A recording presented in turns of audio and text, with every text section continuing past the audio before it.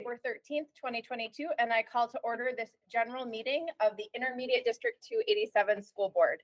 Our first item at this and every meeting is to have the mission of our district read to help ground us in our work this evening, and Board Member Heidi Marty is going to get us started. Thank you, Chair Brown. The mission of Intermediate District 287 is to be the premier provider of innovative, specialized services to ensure that each member district can meet the unique learning needs of its students. Thank you. And will you start introductions as well? I'm Heidi Marty, and I represent the West Palm District. Hi, I'm Sarah Johansson, and I represent Wayzata Public Schools. Good evening, I'm Michael Birdman. I represent Edina. Ann Casey, proudly representing St. Louis Park. Crystal Brackey from Richfield Public Schools. Shannon Andreessen, representing Hopkins Public Schools. Sam Sant, Robbinsville 281. Good evening, I'm Michelle Kuntz. I represent Orono. And unable to be with us this evening, but sending their best are board members Ruthie Dallas from Brooklyn Center and Jackie Mosqueda Jones. And bringing in the reader. I'm Francesca. I represent Eden Prairie Public Schools. That was mortifying, and I'm deeply sorry. It was the distance around the U that really threw me off. And looking at Jackie's empty seat, I'm sorry, Francesca. Jackie Mosqueda Jones from Osseo Public Schools is also unable to be here this evening. With that, we will move to approval of the general meeting agenda. Is there a motion to approve the agenda as presented? So moved. Second. We have a motion by Francesca Pagan Umar and a second by Heidi Marty. Any further discussion? All in favor, please say aye. Aye. Any opposed? The chair votes aye, and the agenda is approved. We did not have anybody request time to speak with the board this evening, so we will move into our next item, which is approval of the consent agenda containing routine business items that we approve as one group unless there is an item that somebody requests removed for individual consideration. So if somebody is able and willing to move the consent agenda as presented, we can take up that action item. So moved. Second. Gotta move fast, Michael. We have a motion by Ann Casey and a second by Michelle Kuntz. Michael will get it next time. Any further discussion? All in favor, please say aye. Aye. Any opposed? The chair votes aye, and the consent agenda is approved. And we move next into share the success and recognitions, which tonight is going to shine a spotlight on our care and treatment program. Superintendent Dowd, is there anything you'd like to say to introduce this? No, the only thing I want to add is, we're going to go see care and treatment for ride get on the bus. And so this is just a little bit of wonderfulness that you're also going to experience on the tour. Thank you. Yeah. Thank you, board members, for allowing us the opportunity to share some of the success in care and treatment. My name is Amanda Klutman. I'm the principal of care and treatment programs. Before I introduce you to the highlight of this evening, I would like to give an opportunity to share with you a little bit about care and treatment and the programs that we serve. As Marcy stated, you will have the opportunity to learn a little bit more on the Get on the Bus on Wednesday. So I welcome you all to come. It will be exciting. We'll be able to go to the inpatient program on that day. So within care and treatment, we currently have 10 programs within care and treatment spread out from Edina all the way to the Brooklyn Center area. We work with 6 different mental health partners. So we're actually located providing those school services in those mental health buildings, in our 6 partners' mental health buildings. All of our students come to us for 3 reasons. They've either been court ordered, they have mental health needs, and or they have chemical dependency needs. Oftentimes the students that we serve come to us very vulnerable. They've felt sometimes unwelcomed into school districts. They also have those mental health concerns. So sometimes they're very shy. Sometimes they can be the outbursts because of their mental health needs. We have the unique opportunity to work in Intermediate District 287, where we have the opportunity to work with these unique students. Again, we get to see them grow in a very short period of time. And it's so exciting because there's this partnership with mental health as well as education. So the students are getting both needs met at the same time. Tonight, our student spotlight is Nick. Nix is a student that we serve at Headway North, which is located in Brooklyn Center. At our Headway North program, we have a capacity of serving 40 students. We have 4 content area teachers, 1 special education teacher, 1 school counselor, and then also 1 ESP that are 287 staff.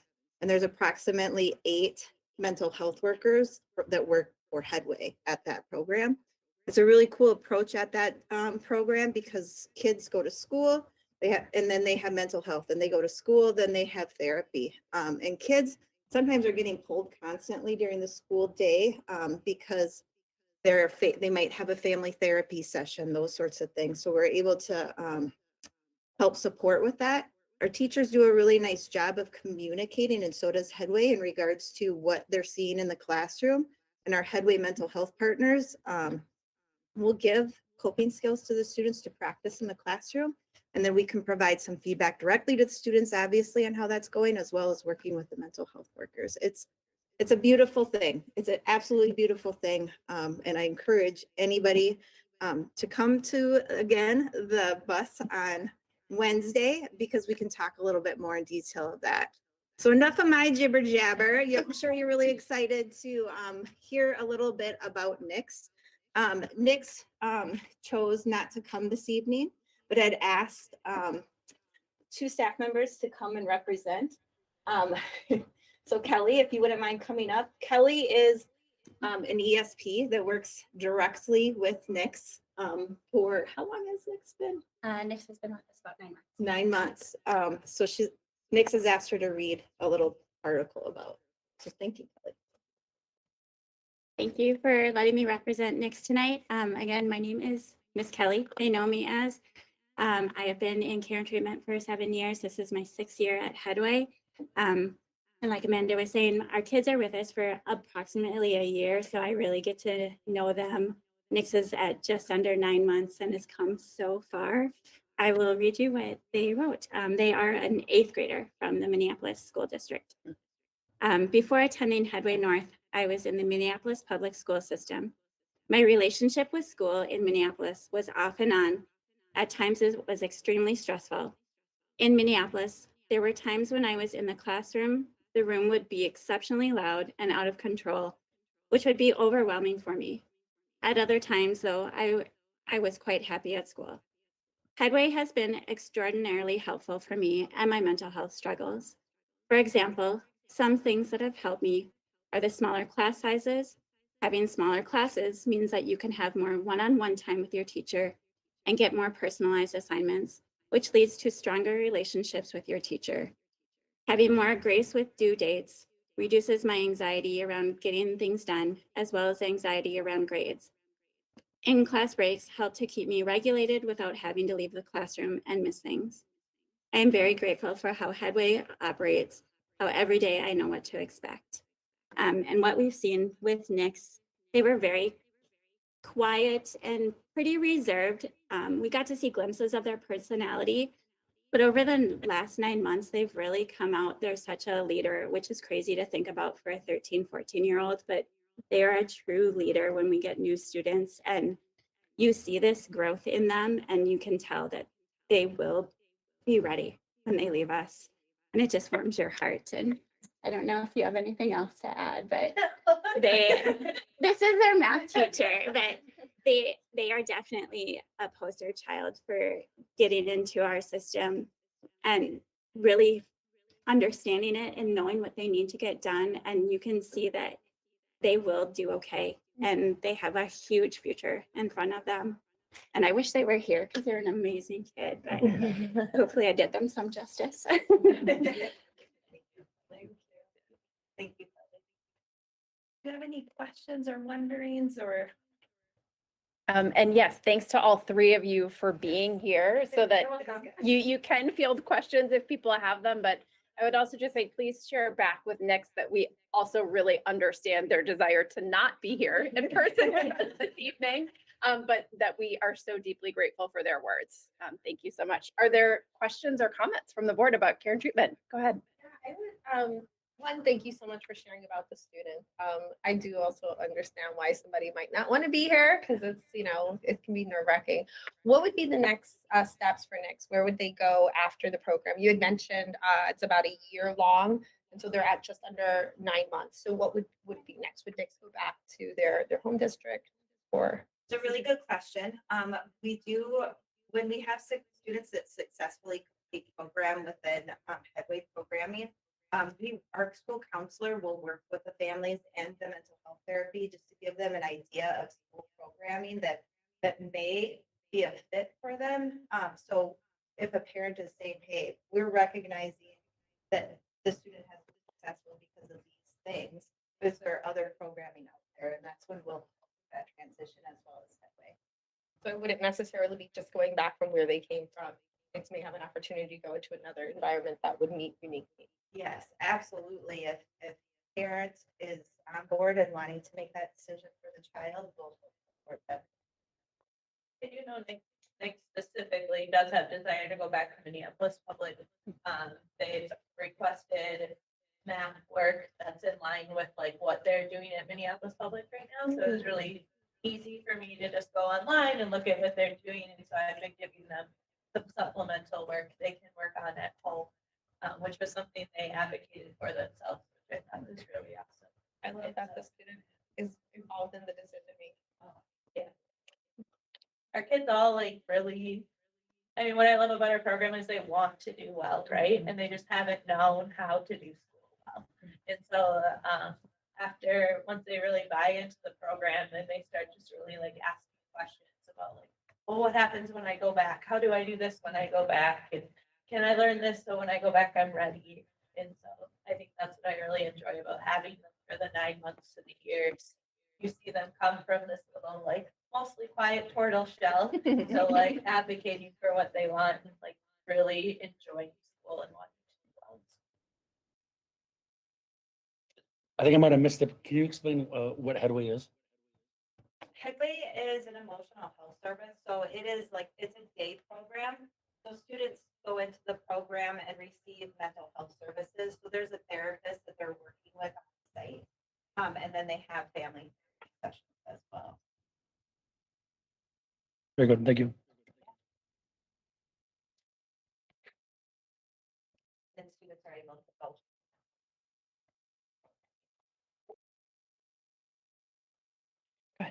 I just want to share also I had an opportunity to go visit Headway and the team, and it's a perfect example of beautiful collaboration between the mental health organization and our school district. And so I was able to witness debrief sessions with Headway staff and our staff, and so at the end of the day, they're debriefing where students are at, what they need to plan for tomorrow, and I just felt like this is it. This is the model that was inclusive and had open dialogue between two agencies for the betterment of a student. And so just it goes to who the staff are within our care and treatment, our leader, and the collaboration that we have with Headway.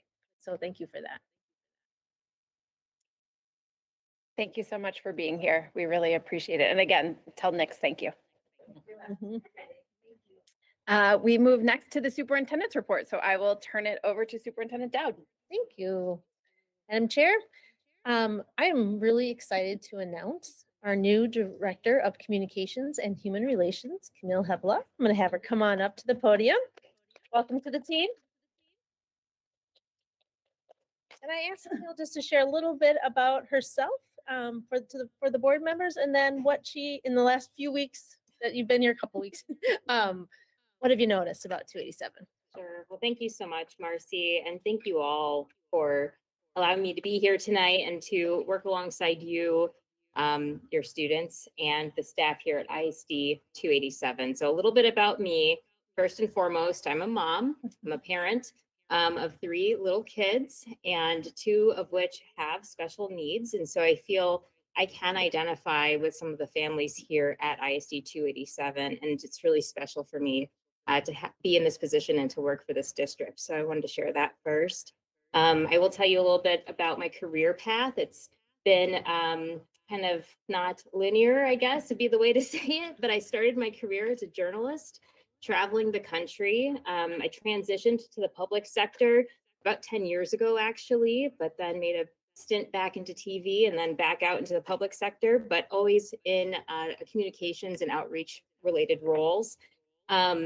What brought me to ISD 287, outside of what I mentioned earlier, is identifying with these families and having students with special needs, is really the opportunity to work with top-notch leadership and also just amazing staff that we have here that are working with students with these unique learning styles.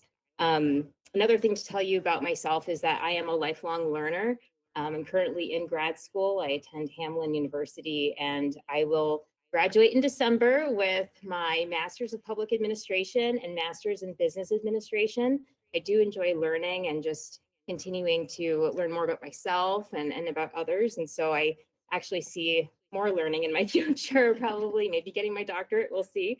I'm so excited to be here though, and to tell the stories of the fantastic work that you all are doing and that staff are doing here, and just how hard our kids are working. To tell all those stories is one of the most exciting things that I'm really looking forward to about this year and future years. What I have learned in my 2 weeks here, walking the halls of ISD 287 and all of our sites, and even at this district office, is that our staff care a lot. You could say that anywhere, at any organization, but our staff here, you feel the passion and you feel that connection that they have with the kids here. Another thing too is walking in the halls at the sites, and you probably have felt this as well, is that those kids feel it. They love and need that relationship. They're getting just the greatest of care from all of the teachers and the staff there who really care about them, who see them as they are. This morning, we had a glimpse with the cabinet, the children's cabinet at North. One of the children actually said that.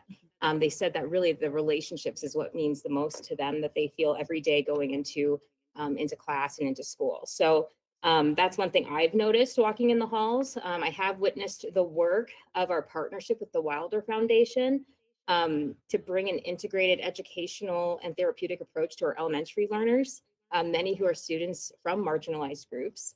I've also seen just, again, that great relationship, but with our student safety coaches and the work all of our staff are doing to really become more trauma responsive. I mean, that has been extremely impressive to me.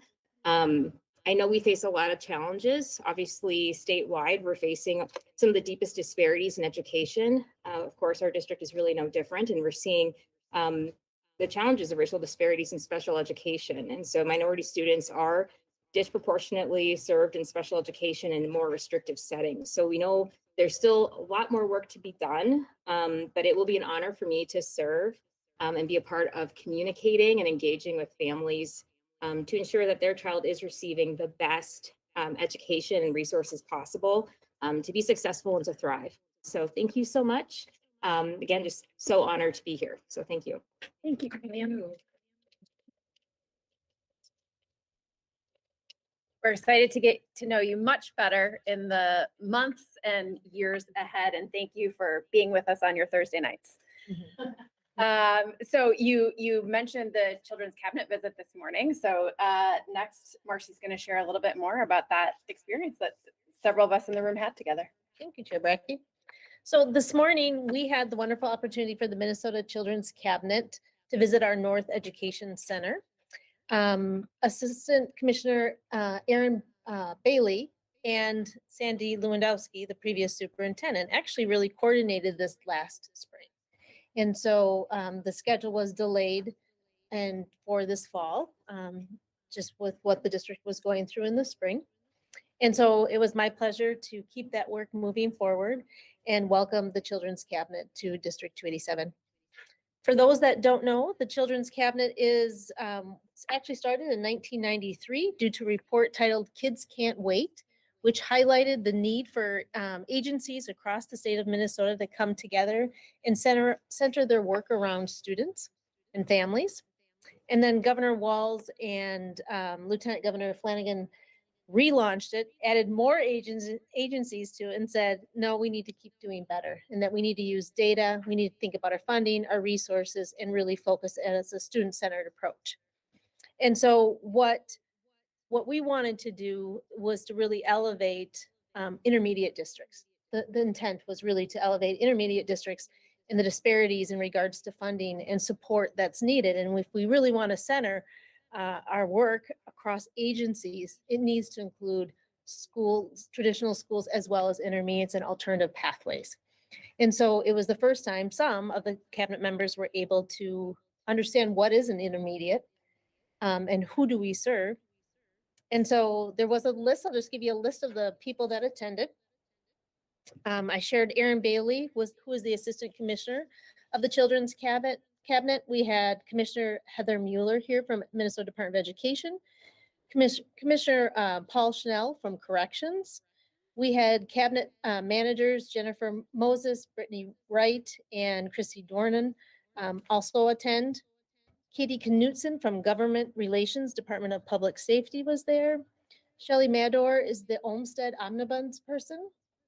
Tika Hunter is the Assistant Commissioner of Department of Human Services. Sydney Spreck, Policy Advisor for the Office of Tim Walls. And then we had Valerie Dosland, who is our lobbyist and part of Ewald Consulting, and Elena Martinson is also from Ewald. Crystal attended and our team attended. So it was a great experience for them, for everybody on our team, all of the leaders to share. And we started it out with some coffee from the Jitterbug. So if you haven't been to North, there is a coffee shop that the students run called the Jitterbug. And so everybody that attended came through the building and also at the same time our students. So it was fun. They got to experience the full day, walk through our metal detectors, enter names into the Raptor system, and experience what our students and our staff experience every single day. And then they were rewarded with their coffee or hot cocoa from Jitterbug. I did a welcoming, and then Assistant Superintendent Elizabeth Rogers also talked about what is District 287, what are the programs we serve. We provided some fact sheets that are very much on our website. And then Principal Antoine Williams shared about North. And although they were wonderful, I have to tell you the highlight was the student panel we had. And so we had elementary students to high school students share what they love about North. And it was overwhelming. It's the staff. Noticed, and the staff around the room too were just feeling the love as the students talked about how they felt safe and welcomed and heard in our space.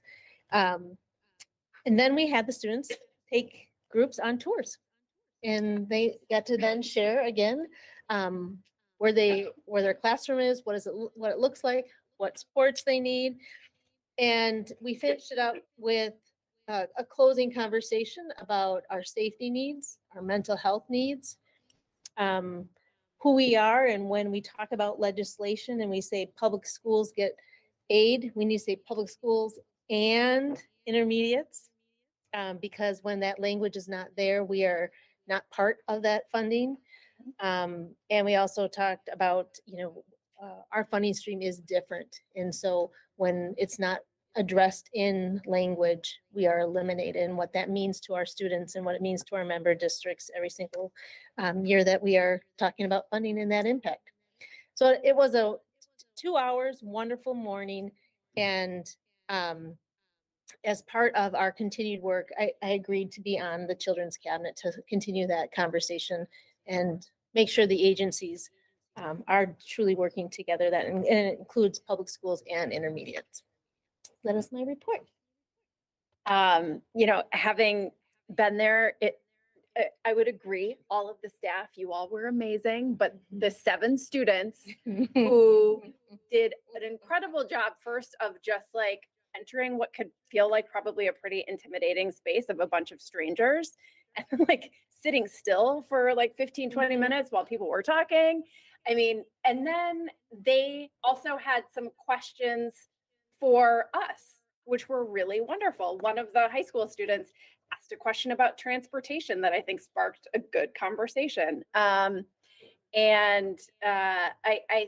think my perception and my hope, obviously, is that people left with a much more real idea of what 287 is and who our students are and who our staff are and the ways in which we fall through the cracks and how dangerous that is for our kids and for our communities and all of our well-being. And I think one of the things that Marcy said towards the end, which I just really appreciate, I think it got to the heart of it in such a clear way, was we love our jobs and we need your help.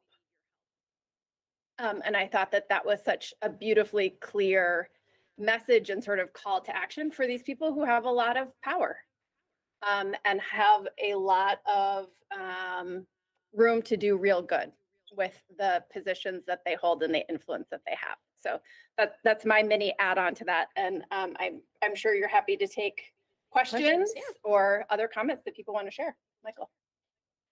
So on your last point about these are very important people, Yeah. what sense of responsibility Mm.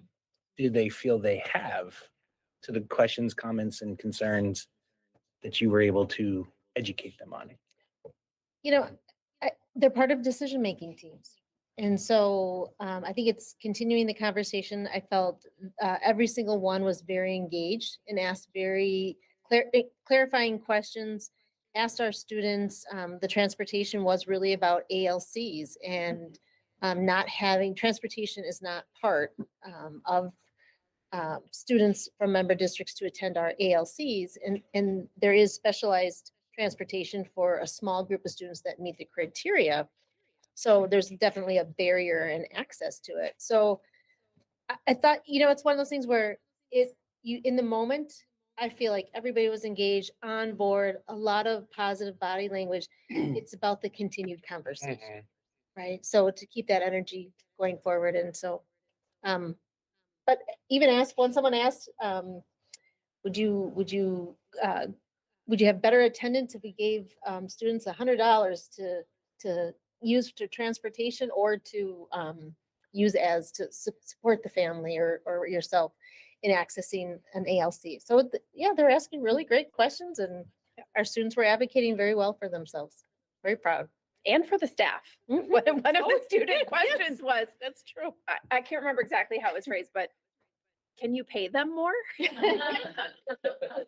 That also led to some important conversation. Michelle and then Sam. Thank you. Yeah, this is something that I'm really itching to go back to our visits on the bus. Yeah. And, but I'm wondering, how are the other intermediates involved in this? Because I hadn't heard anything mentioned. Yeah, thank you.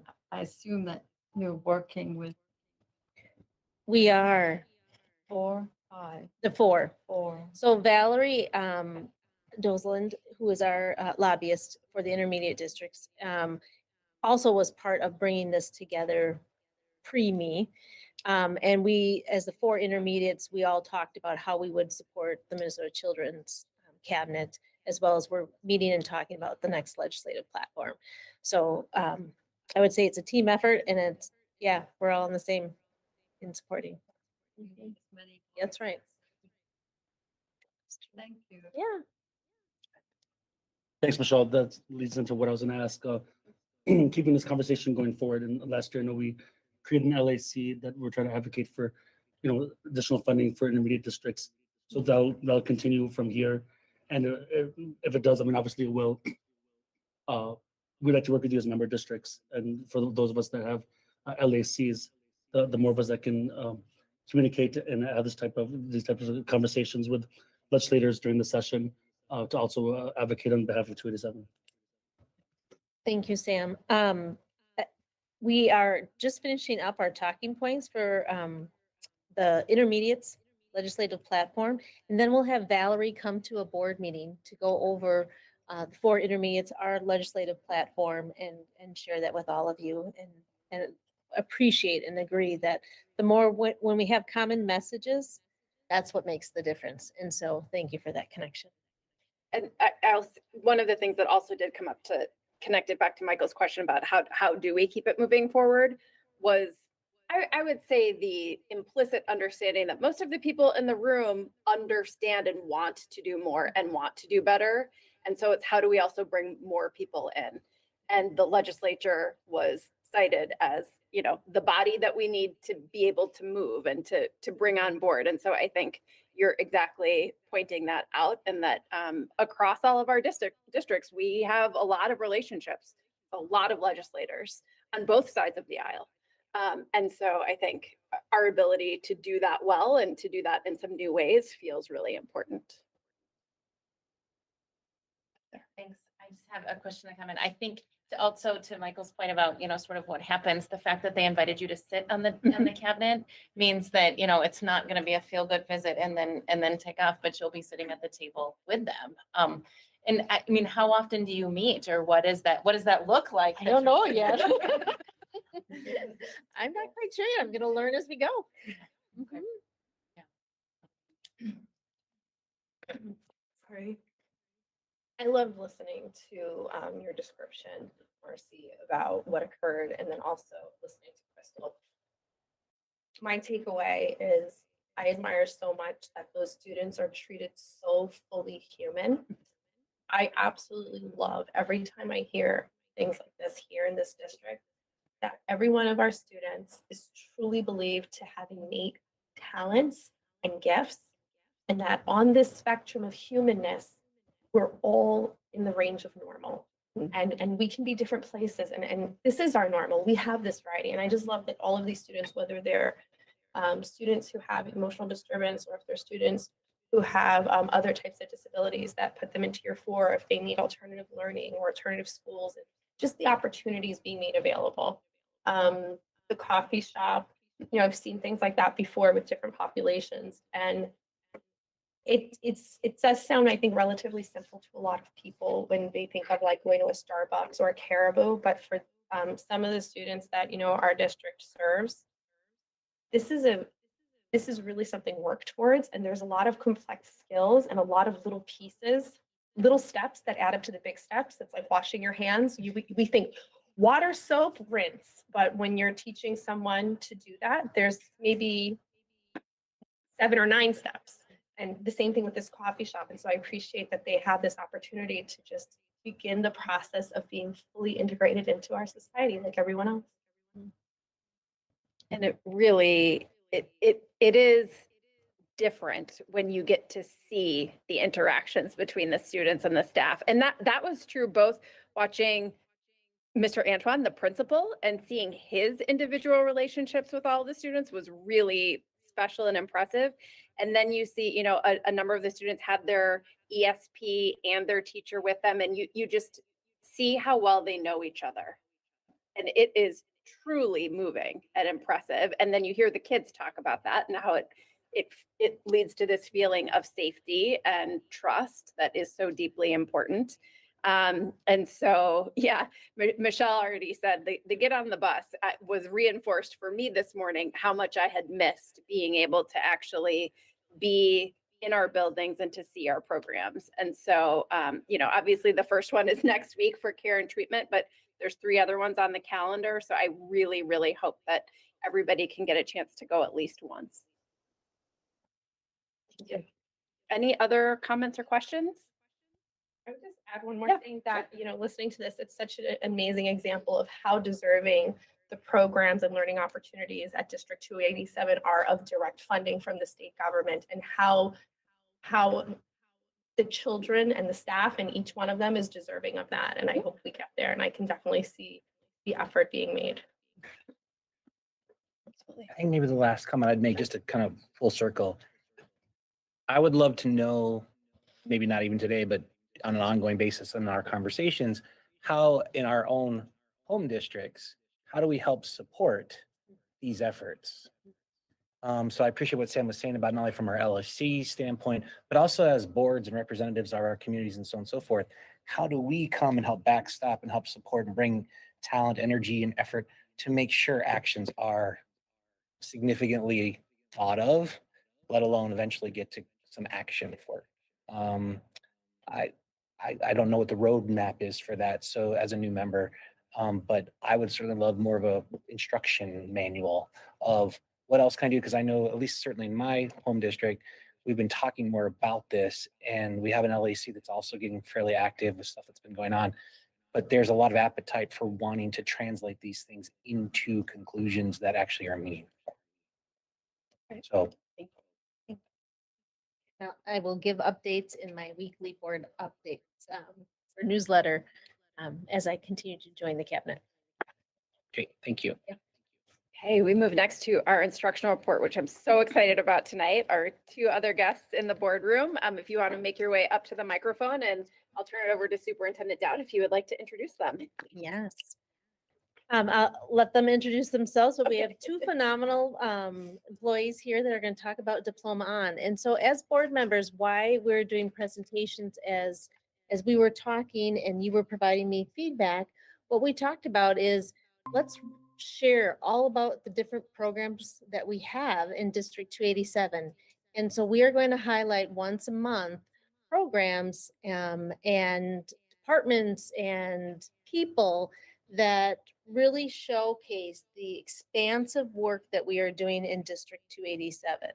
And so tonight is our first presentation, and I'll let you introduce yourself, and it's Diploma On. And I have to say, they did such a wonderful job explaining it to me. Being the new superintendent, I said, guess what? You need to come back and explain to everybody. So Chandler, I'll let you start. My name is Chandler, Sarah Safer, the program coordinator. Danielle Potts, the other Diploma On coordinator. We wanted to start by saying thank you to Superintendent Dowd, to Camille, and to Tanya. They helped us to prepare and refine as we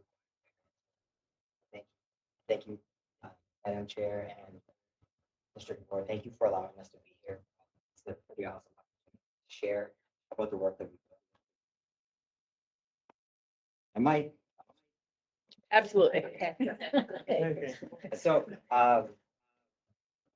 with Diploma, we serve unenrolled students. So we serve students that have 15-day dropped from high school, whether, if they're gone for 15 days, they get dropped from process. We also serve students that have transitioned from their home high school, and the team doesn't get a request for where they went, or they don't know where they went.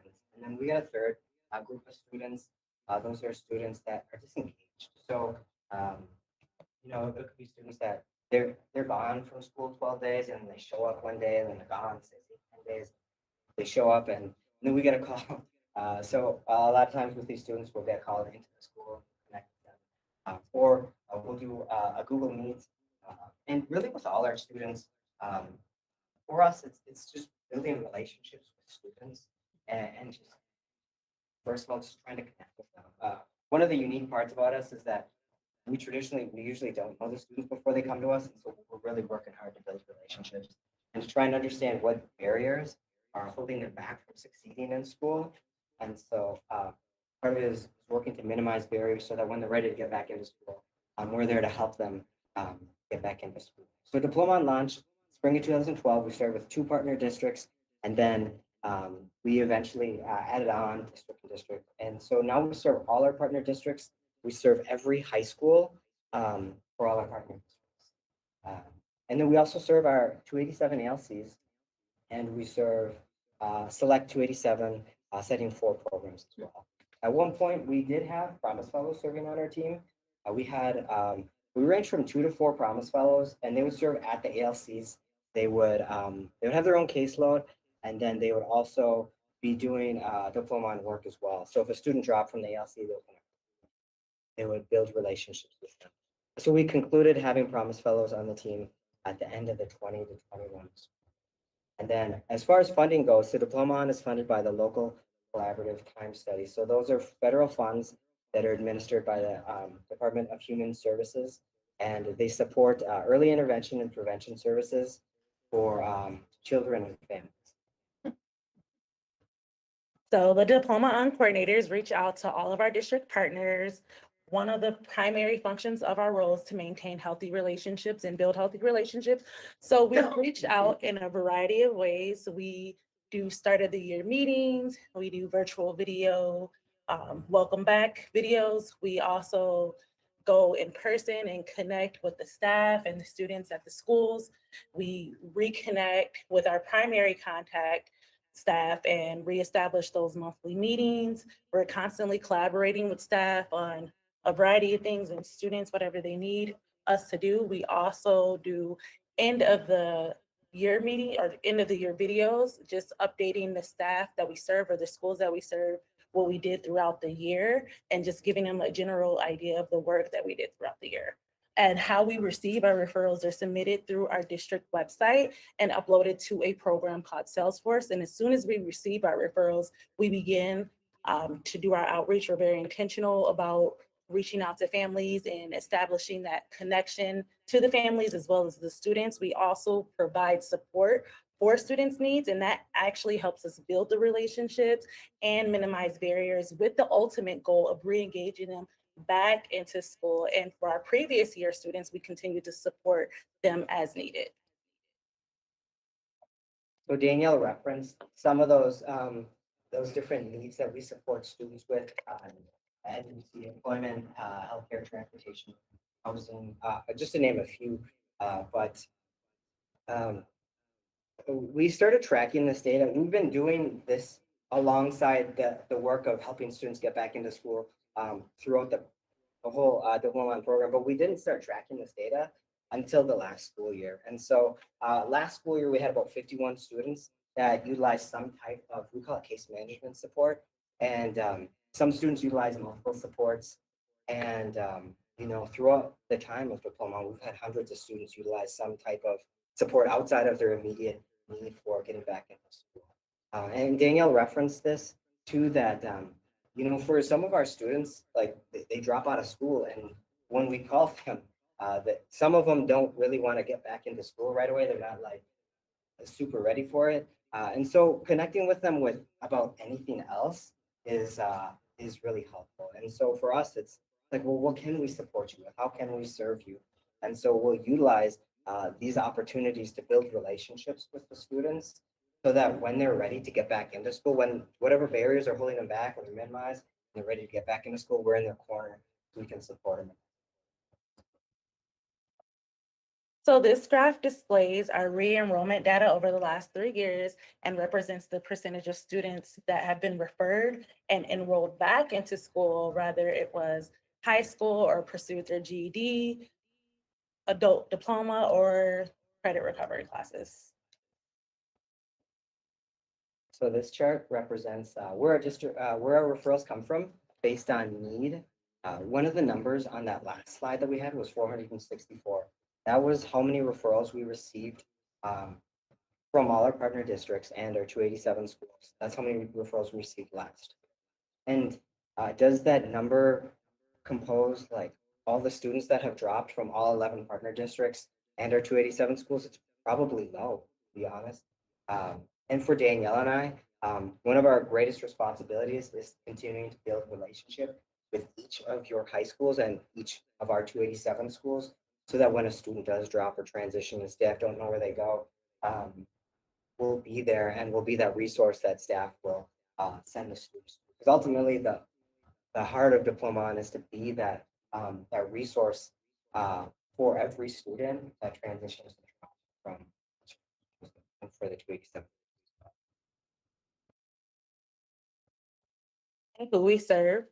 Black, Indigenous, and bodies of culture make up approximately 75% of the students that we serve annually. And with racial equity being a core value of Intermediate District 287, we count it an immense privilege to serve in a capacity that is advancing racial equity to every district.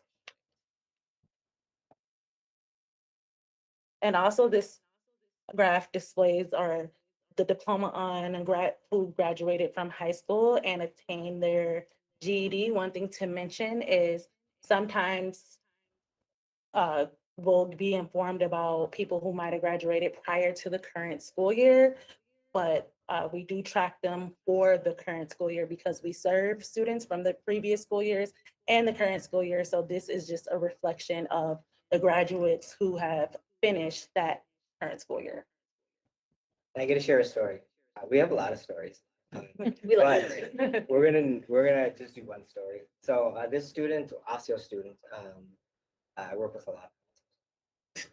We should just say our districts real quick. So I work with Osseo, Brooklyn Center, Richfield, EP, and YZ. I work with Edina, Orno, West Tonka, Robbinsdale, and St. Louis Park. And then I work also with Nika students, and Danielle does West and Gateway. Gateway. Yes, thank you. A lot of schools. So this student, I met her in 2019. She was a June referral from the OALC and super credit deficient, which is the narrative for most of our students.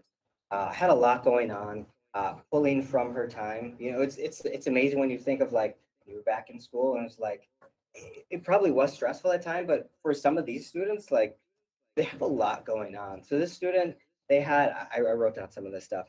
They were trying to find housing. They were trying to find good work, which is tough to do when you're not done with school. And then they were also trying to pay bills, like all grown stuff and trying to finish school.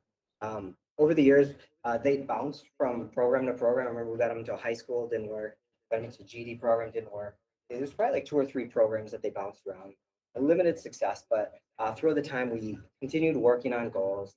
So we did, we explored colleges, we looked for a car, SAT prep, we did housing support and budgeting. What was cool about that too is that, you know, the student, they didn't necessarily have like a perfect foundation for finishing school. Nevertheless, we were able to look into the future and see what the future held for them and started to build some of those pieces of the future so that when we were still formulating this ground of what it was supposed to look like right now to finish school, it helped for them to see what was going to be coming to help them solidify the here and now. It was the summer of 2021 when the student finished their last GED test and they attained their GED. It was a huge celebration for them. They overcame so much.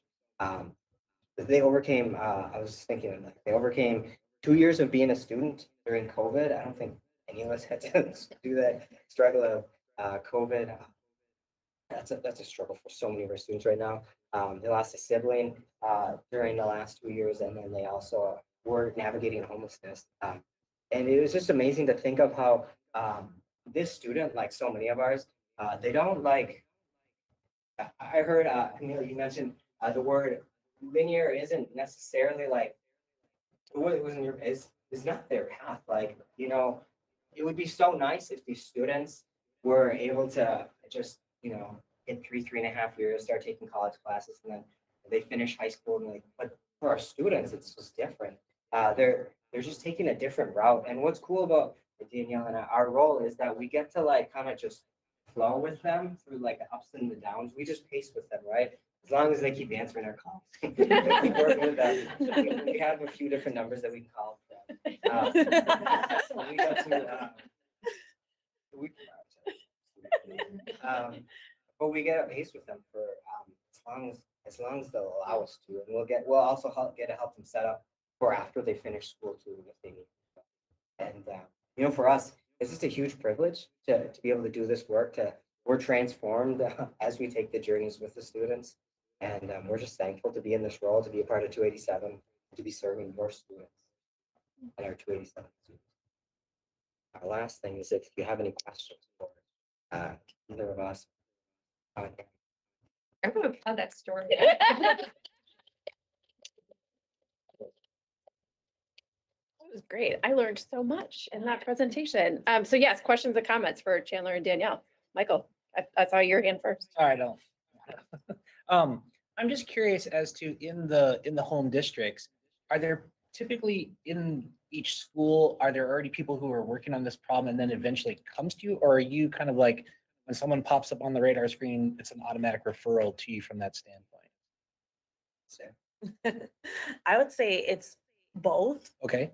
Because we've already established those relationships. And so usually after the 15-day mark, but sometimes when they have students who are disengaged, they'll usually bring myself or Chandler in, like, can you help navigate? Maybe this is not the right fit. Maybe they need something a little more flexible, or there's something deeper here that I can't attend to. So can you come with that additional support? So sometimes it's about just being proactive and just getting them re-engaged back into their mainstream school, or if they need another fit or another program or credit recovery, then it's about talking about those options as well. Do you find do you find that given that you're coming outside of the homeschool, the credibility that you're able to bring and maybe the less confrontational kind of component is helpful to the success of your engagement with that? I've been told that sometimes it helps like an outsider coming Yeah. in. That's what I've been told by staff. That's the feedback that I've received. Like, well, they won't listen to what we have to say here. So you coming in and not being a part of this district or being somebody who's like a liaison, you can come in and maybe have a different approach or a different perspective. Awesome. Wonderful. Thank you. And to add on to that, sometimes it's strange because, you know, a lot of times when we call the students, they're like, who are you? Where do you work? And what district are you from? But it is a partnership too, right? And so, you know, we're coming in with like little to no relationship. Sometimes if they're 287 students, we'll have relationships. But, or if they're re-referred, but for a lot of the partner district schools, we're coming in fresh, right? We have a relationship. And so sometimes the teachers and the staff can help set us up for a win if they can help us build that relationship in advance, or they can just build a connection or just give us a call, like tell the student that we're going to be reaching out to them. So those are awesome. Francesca, did I see? Thank you so much for what you do. High school didn't work for me. I went to an alternative high school. It also didn't work. I did my GED. I went to a 2-year program that transferred into a 4-year program at the same place in grad school. It was really difficult and challenging, and I wish I had people like you that would have helped. You know, as you said, they're here and you're with them. But sometimes I think people misunderstand the opportunities that you're providing, and I don't think they realize that in the real of life, anything is possible. You don't know what's going to happen from each individual person that you support, but you really do give them so many opportunities, and you ride with them, and they get to make their goals. They get to determine where they get. But it's awesome listening to it, and I'm excited to hear that there's now people who provide additional support to kids going through this. Thank you. Two questions. So you mentioned before about the unenrolled students. So if a student from one of our districts that, you know, don't come to school, you know, for the first 2 weeks in our district, then are they reported like by us or they reported by Department of Human Services? How does that work for hitting those unenrolled students and getting them, you know, to work with you? Is that with Rob and stuff, correct? I'm saying in general with all our Like in districts. Yeah, in general. Yeah, I think it's really school by school. Some schools, like Park Center, for instance, they'll just let them. They realize like either if a student doesn't show up right after 2 weeks, or they'll just send referral program. And I would say sometimes too, sometimes we'll set up like monthly meetings with different staff members. Because to be honest, like the referral form, it actually does take a little bit of time for staff members to do it out of their busy days. Sometimes we'll connect with staff members monthly just to go over which referrals they need to submit to us through that process. I would say that it does vary sometimes between programs, how they submit referrals. Was that helpful or? No, that does works. Thank you. My other question was from the bar graph. So I read it right. It's about 90% that graduated last year. Was that from the total of 464? Oh, that's a great question. Sure. Oh, fantastic. So that's a great question. I think Superintendent Dowd actually asked us that question too when we talked with her. So we had 464 students. Thank you. We had 464 students referred last school year. With this number, the number of students that we actually serve is high because we serve the students from like previous years.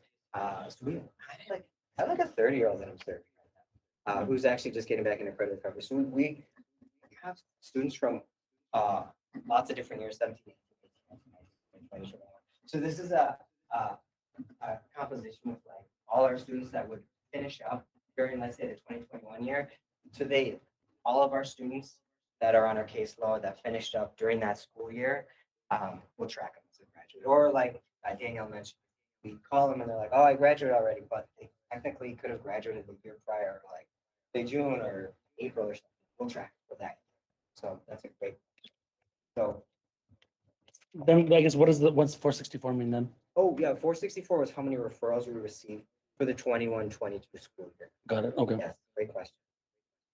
Related to that, looking at the number of referrals per school year, that it's gone up markedly each of the last 3 years. So I'm curious if you anticipate that trend continuing and how many of you work with these, 464 referrals from last year. I don't know. That's great. Great questions. So there's two of us. that There's we two of serve. you. Yeah, there's two of us. And Okay, it was a safe question. It will have some effect about whether it's two or more. These are the people you're talking about. Yes. Okay. Advocate.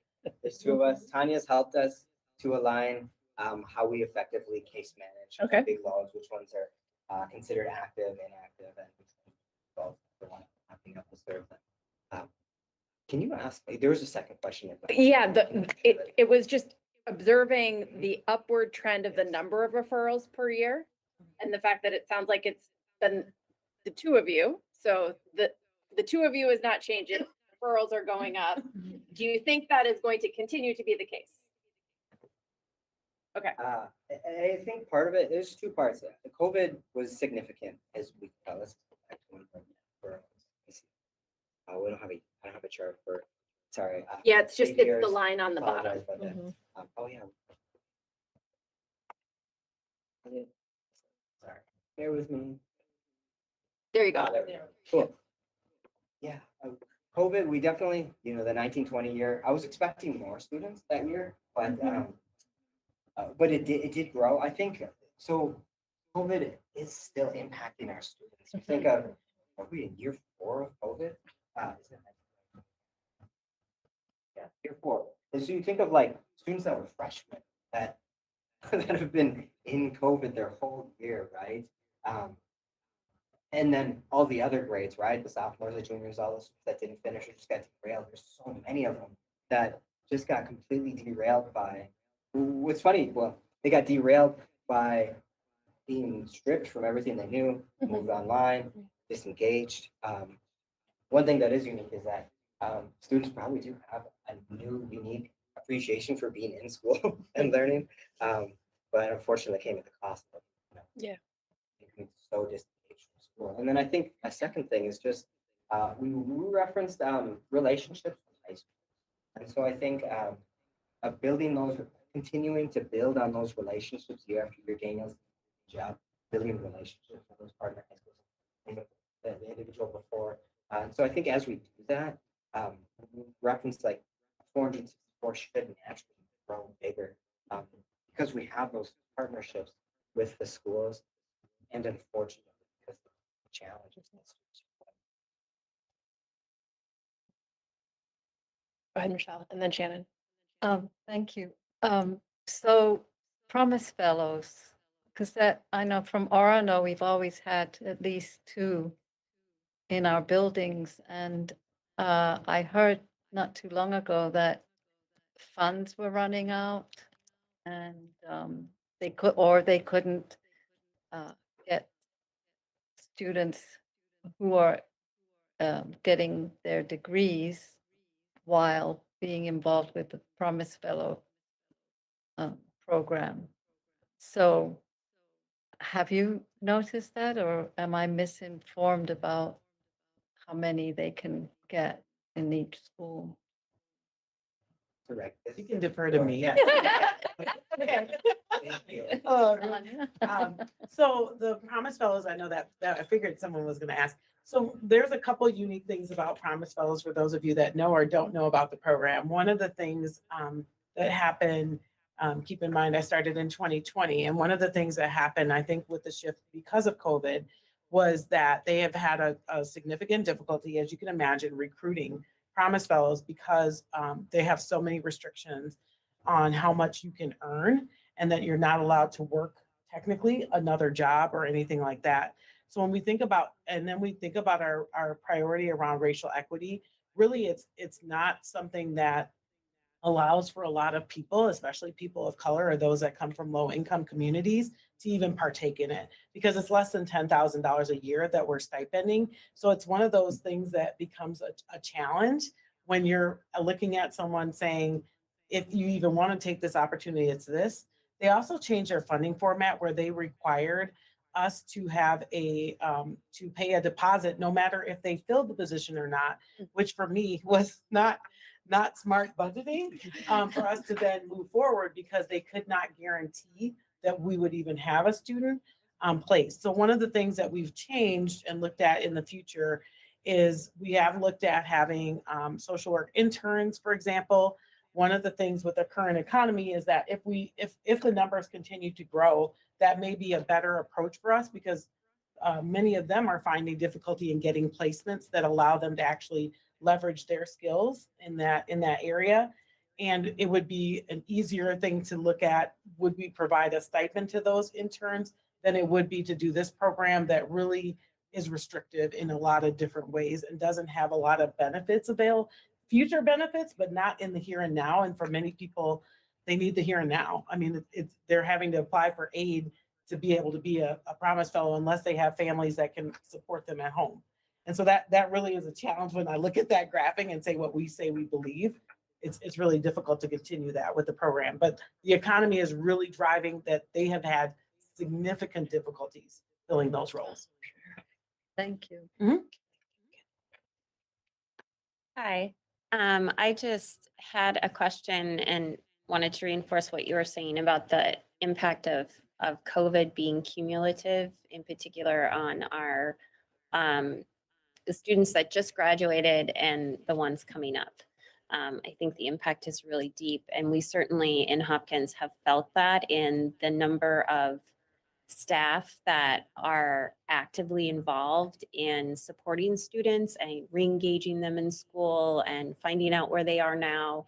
And I'm wondering, is that something that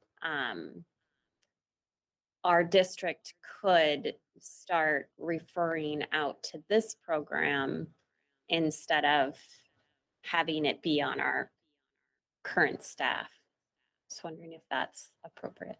And would that be students that are currently enrolled and kind of transition? Right, or that we're not quite sure what happened, kind of thing. Did that because they never returned. Right. Yeah. So that would be then a good point for our district staff to then reach out to you. Too. For students that, they're in the COVID funk and they're struggling at school, those are great opportunities to bust the school students up. Oh, great. To navigate like a different opportunity, and we can have those conversations in advance. And those just help us to serve the student better long term, because we have a relationship. And sometimes, they have to be a referral. Sometimes staff just call us questions about different programs, opportunities, for other just resource for staff. Thank you. Appreciate that. I just had one other question. One thing that I would think that would be a possible additive to your presentation, if you have access to it, or at least finding out information about it, the cost basis for us not taking care of these students where they drop off and they don't come back in, they don't find solutions for what you guys are doing. What is the cost to our society related to that, number one? And then second, on the more positive side is, by being successful in what you do, what is the accumulative effect that has generally, but also then for the targeted populations that this mostly affects? What are the outcomes? I just think that seeing this is amazing. I mean, I'm not putting it down at all, but I think there's even a bigger story behind this about the value of what you're doing and the impact it's having, that I want to make sure we cover for the audiences that need to hear this the most. So I was just wanted to sort of throw that out. And I'm not sure where those resources might be, but considering you just talked about all these commissioners and people who have data, maybe there's an opportunity to figure out from the state, how do we, from an economic standpoint, try to tap into that? Because it's going to be different in different, areas of the metro, but I think to the populations themselves, I think it's really critical. My question is for the superintendent, being that it's projected that enrollment's going to increase, and due to the success of this program, will more staff be allocated to this program? You put me right on the spot. Actually, it's what I just probed board chair to ask how many people were a part of diploma on, because I think that's really critical. Each district is measured by their graduation rates. And so there's internal systems to support, but what we know is some students need more. And that's the gift of 287. And when I think about our member districts and when I talk with superintendents, this will be one of the areas that I learned about the success of 2 people in changing the outcomes for students that were not on track to graduate. And so first I want to commend both Danielle and Chandler for that, and how impressed I am by both of them and the work that they do every single day. But also, what else do you need? The connection, so member districts feed us what they need for us and commit to funding any kind of unfunded support. And if this is an area of need that I'll share with the member superintendents, and we'll talk about it with their administrative team. This would be an area that I think we have a very strong model and a successful model that will continue to collect data and outcomes, and something that we could be of a benefit in your graduation pathway, increasing graduation rates within your district. So Sam, that would be something I would really like advocacy around. Go ahead. I want to just echo Superintendent Dowd and thank the 2 of you personally for being here and kind of the amazingness of our staff has been a theme tonight. I feel like we heard it about care and treatment. We heard it when we were talking about the children's cabinet, and then you 2 came here, and it's pretty rare to have someone come in and say, hey, my job has 450 students and there's 2 of us. And then also at the same time, you're telling Shannon, like, send more students from Hopkins. That is incredible. And I want you to know that we saw that and we're seeing you. And I think, Chandler, I think you said that you were transformed by this work. And I know that you know that you are transforming many, many, many times the number of people that you have here on your staff, and that we are all seeing that too. I want you to hear that. And we are transformed by hearing you. So thank you for being here. All set. This is exactly why we're so excited to have these instructional reports featuring these programs, because this is now a room of people who know what you do. And can go home to our districts and talk about and say, so who in Richfield High School is working with Chandler? So I'm going to ask that question tomorrow. Right? Because that's what we can Exactly what I wrote down. is to further advocate for your work within our districts, in addition to here at 287. So thank you. Thank you.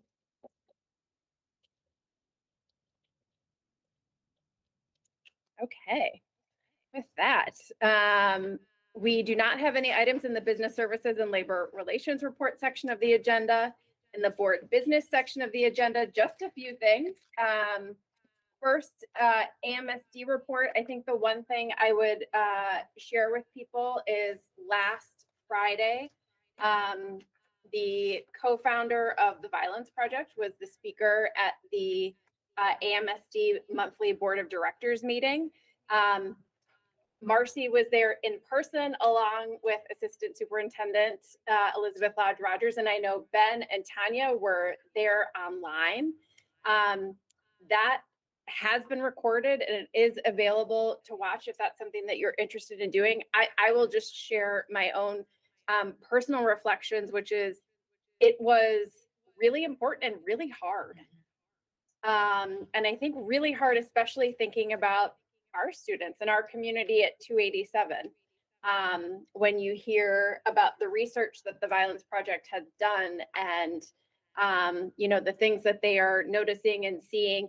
And then also when you hear about, the solutions that exist and how relationships are at the center. And there's a lot that he shares that really go back to, it's about the relationships. It's about knowing your students. It's about your students having, even if it's one person in the building, that they have that connection with and who can ask them some direct questions. And what does it take for us to prepare our staff, not to all be social workers and not to all be expert interveners, but to be able to just have that human relationship and ask the question or two that might reveal some things. And so I do recommend watching it if it's something that you're at all interested in, but I will say it's heavy and it's hard. And my thoughts were certainly with our 287 team who were in that conversation, having experienced school violence directly in some really profound ways in our very recent past. So can I just add? some Yeah, perspective? please. Even if you can't watch the presentation, if you go to the Violence Project website and or the off, and then there's a link to the off ramp too, which is the prevention. Like if you just have 10 minutes, even glancing at that is really, really helpful. Yeah. Beyond just watching it. So There's a book that they've written called The Violence Project. And Elizabeth, I hope you don't mind me saying, the last chapter is called Hope. And Elizabeth told me she's going to read the Hope chapter first and then read the book and then end back with the Hope chapter. So I have that book on hold at the library and I'm going to do the same thing. Francesca, were you going to say something? Yeah, I wanted to see that. I think I heard a little bit about it from you. I've heard a little bit about it from Director Kim Ross at Eden Prairie Schools. I do have it earmarked in my schedule to watch it just because the way my schedule is right now, but I am, and it's coming up this weekend. This really just highlights for me, the relationship building aspect, the importance of diversity, equity, and belonging, because what they're basically describing is making sure that each person who comes into these school buildings feels a sense of belonging. And for such a long time, it's been students who are in poverty, students who are of color, who feel the least like they belong. And we've allowed this. This is what's causing a lot of problems. But, we're seeing year after year, decade after decade, so much denial about what it really is going to take to resolve this. And I'm excited that this is out there and that there's a book and that more and more of us are learning about it. But the idea that this is a problem, like the crack epidemic, it happened somewhere else. It didn't happen in white suburbia. And then we had the opiate crisis, and all of a sudden they weren't criminals. They were people who needed our help. They were sick. But when it happened to Black people in the 80s, they were vilified, they were criminalized. When, school violence happened in a little pocket, well, what were the kids in Columbine listening to? Was it that music? They try to look at it like othering the people behind this stuff. Like what little sub-pocket group that I'm not part of. The reality is we all live in the same spaces. None of us is getting away from it. What happened at the South Education Center, what happened outside of a game at Edina, what happened at Eden Prairie Schools last Friday, what is happening all over our country. People have to realize, if you hate Black people, if you hate Latino people, if you hate Asian people, if you hate Muslims, whoever you hate, guess what? That hate's going to come back around to you, and it's going to hurt the world that your kids are growing up in. And your kids might end up marrying those people and having kids with them. How we hurt ourselves when we send this hate out. So I appreciate this. I can't wait to watch it, but I hope more people do as well. Because belonging, it's not just this nice equity thing for quotas and we're going to go help those other people. It actually helps us. One of the board members there said that they wish that this was something that, people all across America were watching and had access to. And I think that's what we're trying to do. Do more. And I know this is the choir and I'm preaching, because you know this. But I just want this to become the norm for everyone to realize. Go ahead, Michelle. Yes, sorry. Could you repeat the title and where can you see the movie or the? I'll forward it to you. I got an email from AMSD that had a link to the recording, so I'll send it to you directly just to make it easy. But the name of the book and the name of the initiative is The Violence Project. And if you Google that, their stuff will come up. And then, is it the off ramp?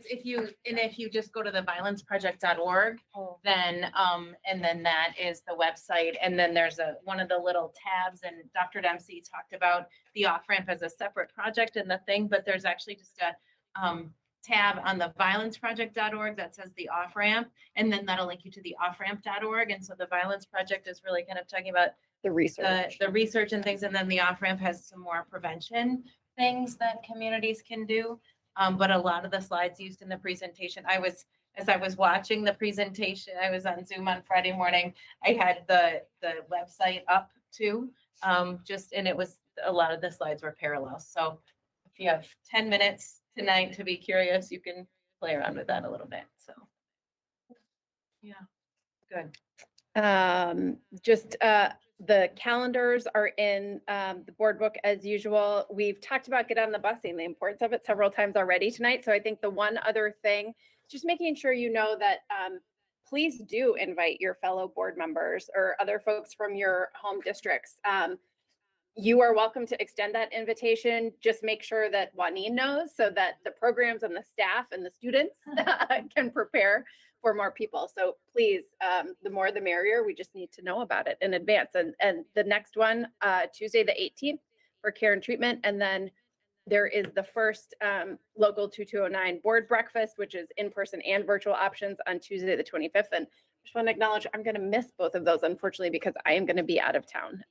But I know that other board members have signed up and will be present. And I'm grateful to everybody who can be there.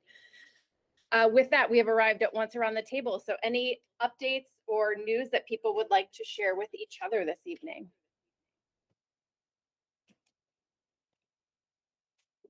I Yes, have something. absolutely. So, it feels like it can't have been, but I think it was just 2 weeks ago. Hopkins LAC had our candidate forum. And we started during COVID to host that virtually and have continued it because we get, we used to have around 100 to 150 people attend the in-person one. But the virtual sessions that we post on our YouTube channel have gotten over 5,000 views. So we are definitely keeping that format just because it's more accessible and people can watch it at their leisure. We also get questions coming in from the community, and it was a little bit different for all of us because we have two less representatives because of redistricting. So we only had a slate of 20 instead of 24. It also was very different in that for the first time ever, we had candidates running for office who did not wish to attend.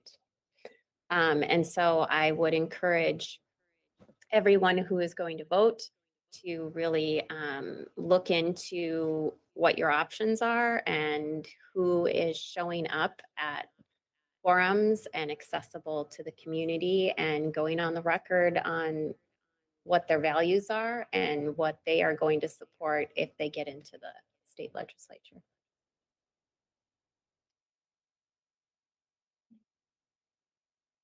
And you can watch at the Hopkins LAC YouTube channel. If Really you're impressive as far as so your reach. yeah, if you're so inclined. Let's see anybody else. With that, we could entertain a motion to adjourn. All right. Okay, who did A it? motion by Michael Birdman, second by Francesca Pagan Umar. Any discussion? All in favor, please say aye. Aye. Any opposed? The chair votes aye. The meeting is adjourned at 7:50 p.m. and our next meeting is October 27th. For legislators. Yeah, for House Senate. So, and I. I am going to send you that email right now. So I don't- Yeah, the league does it too. Ours is just education Education. focused. Okay, got it. Yeah, so every 2 years. More, I just want to make sure it happens. We talk just about education, so we only field questions or ask questions that pertain to it. Has so many things. Is it that I like wanted to legislators then speak that have about part of during the that student- application, but I'm like, Yeah, so they're,